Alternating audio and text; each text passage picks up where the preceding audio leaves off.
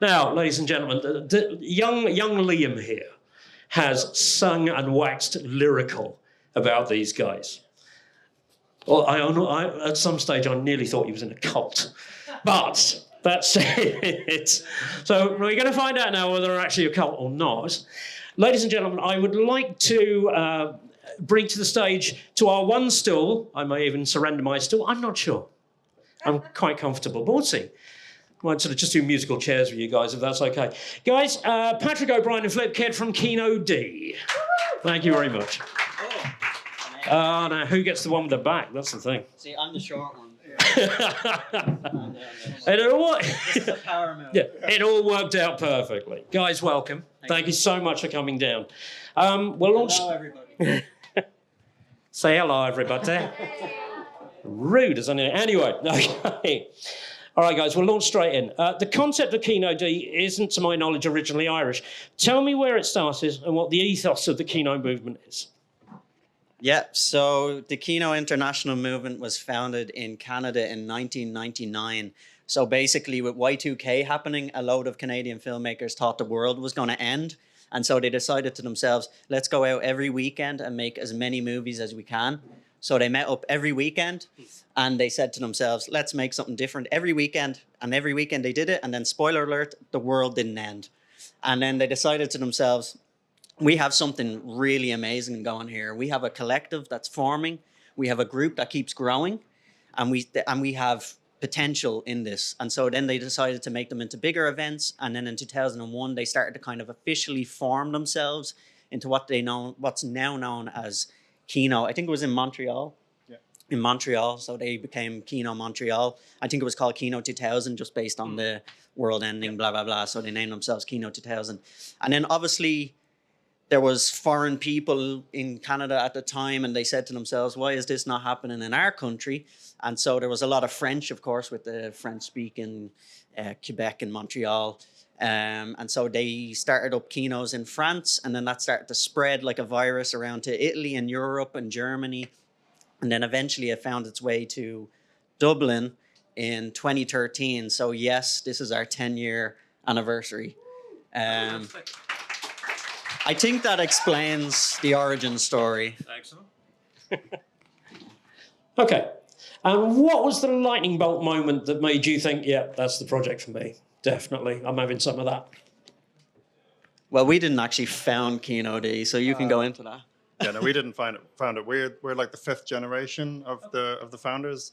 All the founders kind of went on and did their projects. They kind of ran out of steam. So every so often someone passes the torch. So I got the torch in a year ago. Patrick was doing it for at least a year or so before that. Yeah, like 5 years. 5 years. Yeah. So he's near the end of his lifespan. He's going to crawl under a rock at some point. Yeah, but I found someone, we did a sort of documentary for the 10-year anniversary, which we're going to put out in August. But one person gave a good answer to this question. He just said it was the easiest way for him to make films. And I find that basically is the easiest, most accessible way for me to get the satisfaction of making films without looking for funding or all that stuff. You could just go to a Kino event and make as much as you want. I'll tell you, I'll shout. Sorry, I'm just going to bypass the question because people probably don't understand what it is, what the events are in the room. So basically what a Kino event is we hire out a space for, let's say, a weekend, and you can pitch, shoot, and screen a movie all in one weekend. So we literally go from conception to screening all in one event. So we cover the basis of all of filmmaking. We cover a pitching session. You have to literally, we hire the room and actors show up, DOPs show up, sound ops, whoever you are, whatever experience you have. You don't have to have any experience, or you can have made 100 movies. It doesn't matter. We will welcome anyone. We will welcome any ideas, any thoughts, whatever you want. If you want to make it, you can. And you show up in the room, you introduce yourselves. We literally go one by one in the room. You say your name, what your skills are. So you say, I'm Patrick, I'm an actor, director, blah, blah, blah. And then whoever wants to stand up on stage and pitch their idea can say, this is my movie. I want to make a horror or a comedy. I need 2 actors. I need 1 DOP. And then there's in the room our actors, our DOPs, and they're going, that sounds like a fucking amazing idea. I want to work with that person. And so then they mingle, they form teams. Then the next day they go out, they shoot the whole film, and then we screen it in a cinema on Sunday. And so that's the basis of what these events are. Essentially, sorry to hijack the question. It's also not competitive. There's no awards. There's no judgment. You can judge in your own head, but like, there's no ranking or awards or hierarchy. Everyone is on a completely level playing field, so you can do the most batshit insane idea you want, and no one's going to stop you. You can do whatever you want. It can be as offensive as you like. It can be as simple or as complicated as you like. It just has to be quite short. Yeah, there's no awards, so that's a really important part of it. No. Thank you. Okay, so you bring in fledgling film directors, actors, techs, etc.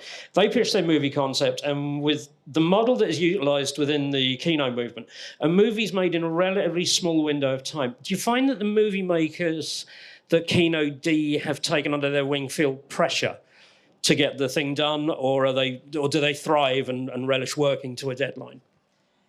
Yeah, so our motto at KinoD is make movies, not excuses. And the whole idea is that you can sit on an idea of a film for months and months and months, and you're never going to make it. You're just never going to do it. It's procrastination 101. But with KinoD, you're forced to stand up on this stage. Pitching in front of a load of people is scary. That's a scary thing, you know, to sell your fish, to sell your idea. It's just complete scary. You know, it's you literally feel your nerves before you get up on stage, and you have to tell people, this is my idea. I want to make this. Because a lot of people that we get are very passionate. You know, they really want to make, you know, not everybody has the social skills to go out and just naturally network and find their collaborators. It's very hard. And especially, you know, with filmmakers and artists, you know, they're not always the most social people. Yeah. So to find a space where a safe space where they can show up on stage and they can pitch without the fear of it being a funding body or without the fear of it being someone who's going to judge their work. They can just go up and say, I want to make this. And people go, that sounds fucking amazing. And then they get natural collaborators just out of that. And so it forces you into this mindset where you just have to make it. And you know, when you pitch on Friday, you're going to have your film screened on Sunday. So you say to yourself, Jesus, I have to do this. There's no like other option. I just have to do it. And then you just do it. And it's amazing. What happens in the screening is you see people literally editing their film as we're at this cinema. And so we have to take a break. And then suddenly they get their USB to us midway through the screening. And it's just, I love that image because it's the image to me that really sells the event, because it's the atmosphere more than the films, because the films themselves, a lot of them are shite. Let's be real. They have problems. They have sound issues. They don't really make sense, some of them, but you do get those good creative movies that people make in 3 days and go, how did you make that in 3 days? It's amazing. So you get some bad with the good, you know, but like, it's not about the films. It's about the collaboration, the networking. It's natural networking. It doesn't even feel forced half the time. I mean, when I've done it for 9 years, and every time I've met so many new people, and I go, it doesn't feel like I've forced myself into a networking situation with these people. You just create something with them, and you see other people, even if you haven't made a film per se with people, you've seen them create beside you. Yeah. And you go, they look really cool. Like, I'd like to work with them in another Kino or another film just outside of it. So, you know, it forces you out of the comfort zone, but you're all in it together. Yeah. So that's essentially it. I don't know if you want to add to that. A couple of things. So you don't necessarily have to pitch. If you're too scared to do that part of it, you can do a quickie, which is there's no hard rule in it, but they're meant to be less than a minute long. So a very quick version of an idea, because if you haven't pitched it, not everyone in the event's going to know that you have that idea to do. But you're welcome to make any films you really want to. The only limit is the time. The other thing is, I had something really good to say.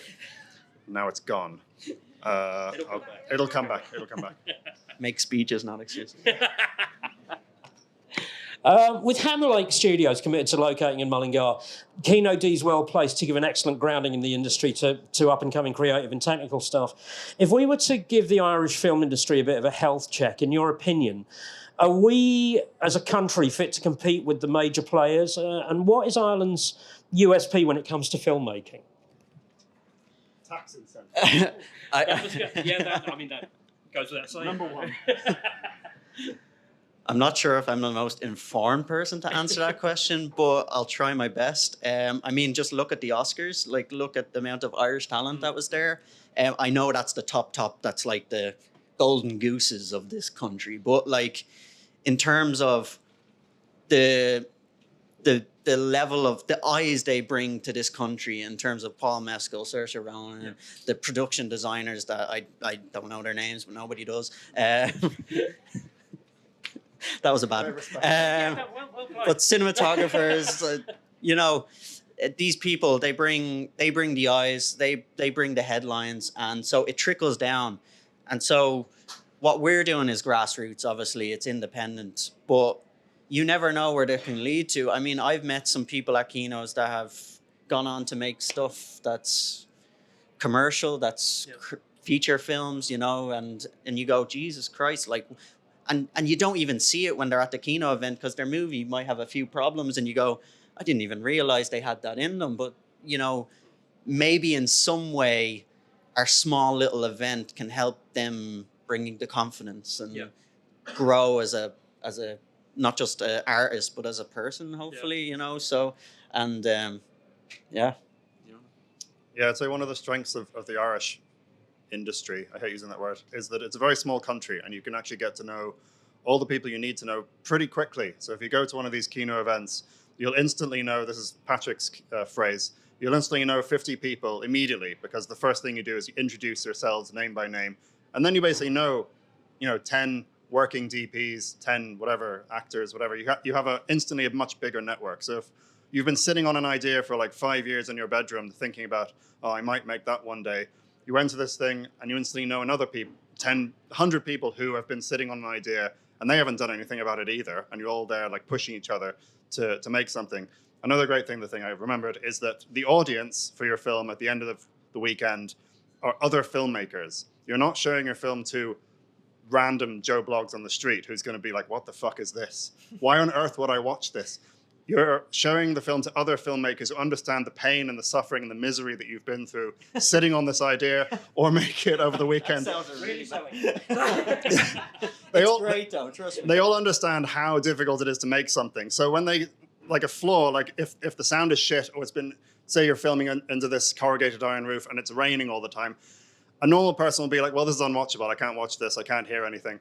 Everybody else in the room is like, well, they dealt with that, didn't they? And then it just becomes a joke, just becomes part of your film. So like that's one of the joys for me, is that the audience are people who understand perfectly the process that you've just been through, or beginners who have no idea and are just enjoying it. And because we rent out a space for the whole event, you can even just hang out there. Even if you're not making something, you can hang out and talk to other artists and other collaborators and just shoot the shit and just speak about films, speak about the practicality of making something.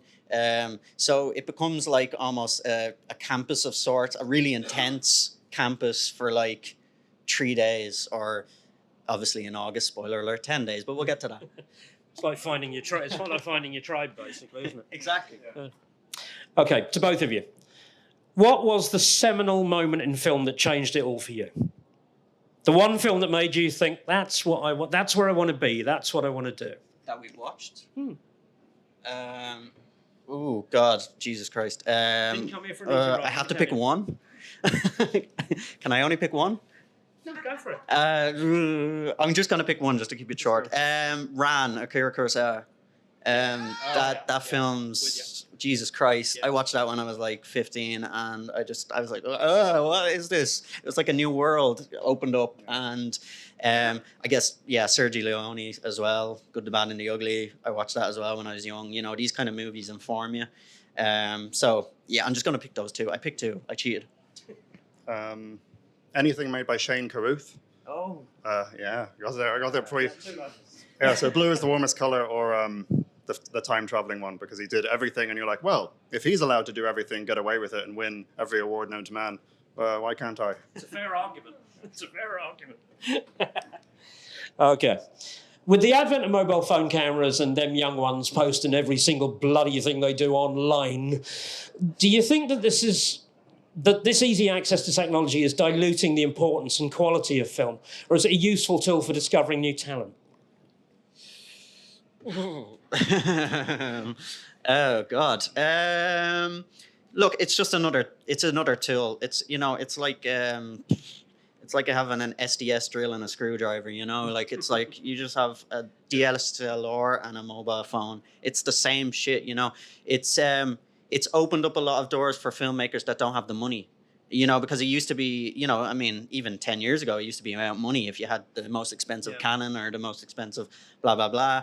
But now it's very it's hard to distinguish sometimes what's been shot on what. And so it's opened up a floodgate for people just to make something if they want. I'm not on TikTok, but I'm not against it, or anything like that. It's just other people learning how to make films. So at the end of the day, why would you be against that? They're learning how to edit, they're learning how to cut stuff. It's very badly cut, but they're learning how to do transitions. They're learning all these things, so why not? Why would you be against it? I don't really see the point of railing against it.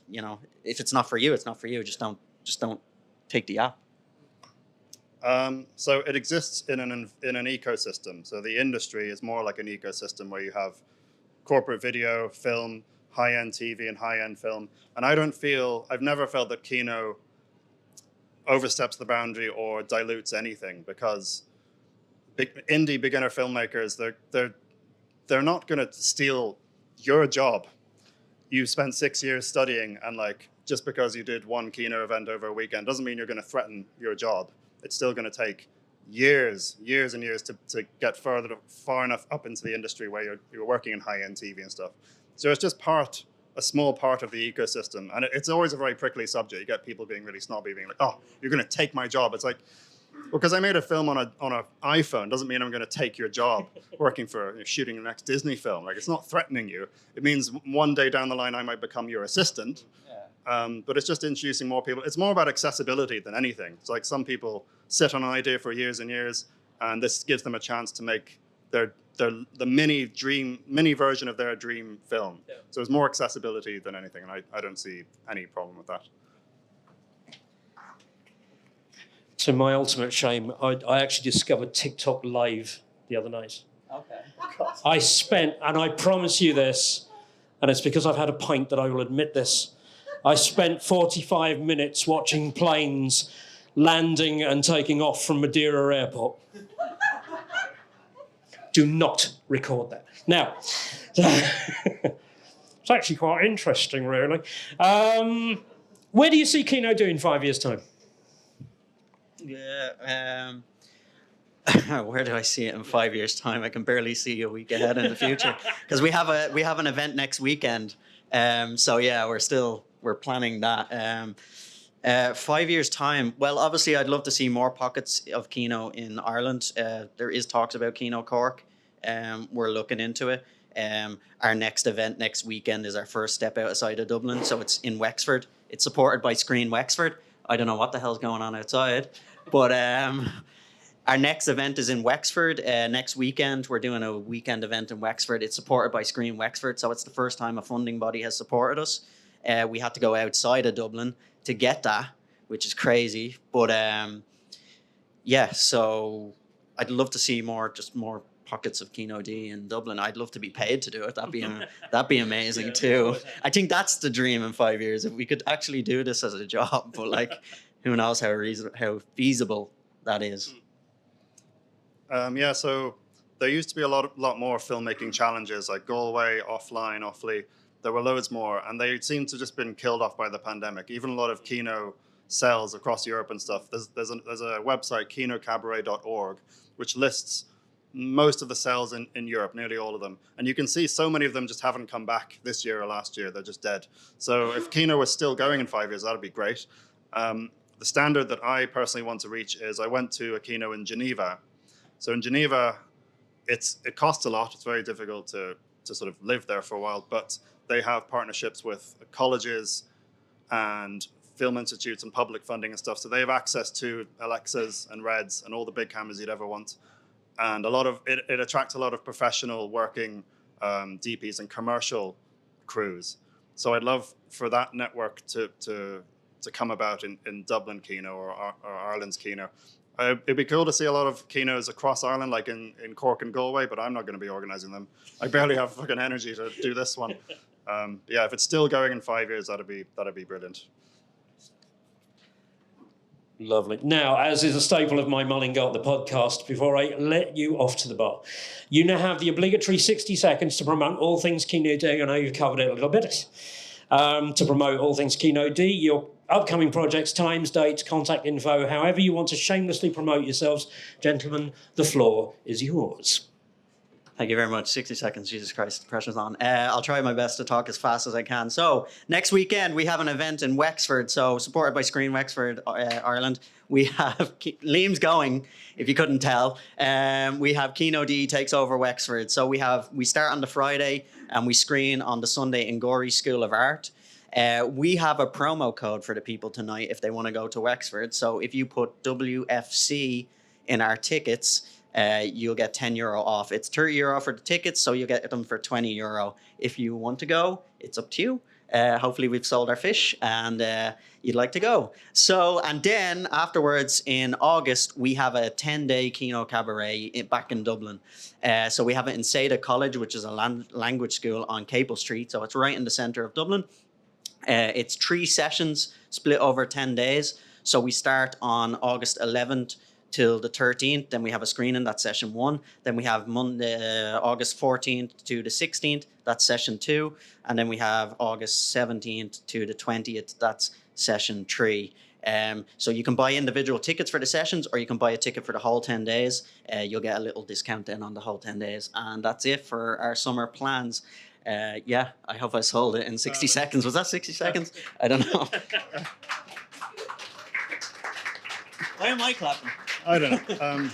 Do I get 60 seconds as well? Is that Absolutely. It's shared between us? Yeah. Yeah, so Kino August, so the 10-day International Kino Cabaret means... This is our event, by the way. Oh, this is all B-roll from our event. We shoot a lot of promo stuff. Yeah, so the 10-day International Kino, because it's an international Kino, we emphasize, we put a lot of effort into getting people from overseas to come here. So last year we had, I think, people from 12 different countries, including Atsushi, who is originally from Japan or Singapore? Japan. To come over. We had Sierra from America. We had a few other people from all over the place. So if you come, you'll spend, if you want to spend the full 10 days, which I highly recommend because you're seriously immersed in it, you'll meet international filmmakers who will work in completely different ways or work in different languages and some will bring their own gear and stuff. But it's just a massive, amazing networking opportunity. And then I also recommend you travel to other kinos. So there's kinos in every major city in Europe, basically. We have a documentary that'll kind of push that a little bit more. The other thing was the silent session. So there's 3 sessions for the 10-day one. The middle one, which is on a Wednesday night, it starts on Monday morning. You pitch your idea, and we screen it on Wednesday night. Is going to be screened in the Workman's nightclub. The only rule, it's kind of a hard rule with this one, is you can't shoot any sound with your film. Yeah! So the only sound, yeah, that can be the only sound. The sound must be generated live with a live performance. So that could be theatrical, it could be reading poetry, it could be music. Last time we had Layla Jane, who I think she nearly qualified for Eurovision. So she performed just like 6 or so songs. 2 or 3 of them, she was just given the notes there and then, and she memorized them and just played them, and we recorded the whole thing. So we had like 10 at least music videos just made on the cuff live. And that is, to me, that's the best part of Kino. It's just an absolutely magical, you can't replicate that kind of experience. So if you're going to go to the August one, I'd highly recommend trying to prioritize the silent session or just the full 10 days. That was definitely over 60 seconds. I'm incredibly sorry. Gentlemen, that was perfect. Thank you very much indeed. Ladies and gentlemen, please put your hands together for the fabulous Philip and Patrick from KinoD.